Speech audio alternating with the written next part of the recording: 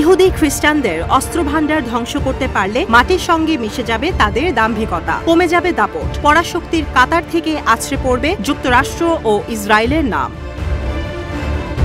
সেই লক্ষ্যেই কাজ করে যাচ্ছে ইসলামিক জিহাদি গোষ্ঠীগুলো। বিশেষ করে গাজায় ফিলিস্তিনিদের ওপর ইসরায়েলি হত্যাযজ্ঞ শুরুর পর এর প্রতিশোধ নিতে একজোট হয়েছে ইরানের ছায়াতলে থাকা হামাস, হিজবুল্লাহ ও হুথি। তাদের এক একটি প্রতিঘাত চিরজীবন মনে রাখতে হবে ইসরায়েল ও এর দোসরদের। এবার ইসরায়েলকে বড় ধরনের চ্যালেঞ্জ ছুড়েছে ইয়েমেনের হুথি বিদ্রোহীরা। হাত বাড়িয়েছে তেল আবিবের দিকে। শুক্রবার ইসরায়েলের রাজধানী তেল আবিবে সামরিক অভিযান চালায় ইয়েমেন আর্মড ফোর্স। বিষয়টি নিশ্চিত করে খবর প্রকাশ করেছে ইরানের রাষ্ট্রীয় সংবাদ মাধ্যম দ্য প্রেস টিভি। খবরে বলা হয়, ইসরায়েলের অধ্যুষিত জাফা শহরে নিজেদের তৈরি ড্রোন দিয়ে হামলা চালায় ইরান সমর্থিত হুথি গোষ্ঠী।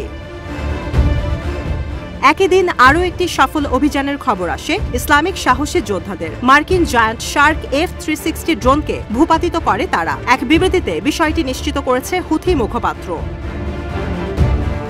গোয়েন্দা কাজে নিয়োজিত মার্কিন জায়ান্ট শার্ক F-360 ড্রোনটি সর্বোচ্চ 30 কেজি পর্যন্ত বোমা বহন করতে পারে। ঘণ্টায় 95 কিলোমিটার গতিসম্পন্ন ড্রোনটি টানা 4 ঘণ্টা আকাশে উঠতে সক্ষম। শত্রুপক্ষের অবস্থান লক্ষ্য করে নিখুঁতভাবে হামলা করতে পারে এটি।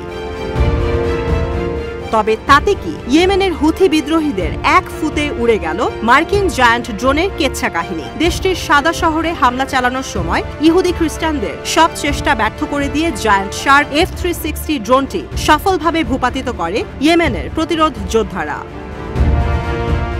তাদের এই সফল অভিযানের ধারাবাহিকতা চলছে বেশ কয়েকদিন ধরেই। এর আগেও বেশ কয়েকবার লোহিত সাগরে যুক্তরাষ্ট্রের বিমানবাহী যুদ্ধজাহাজ USS হ্যারি ট্রুম্যানের ওপর ক্ষেপণাস্ত্র ছোড়ে হুথিরা।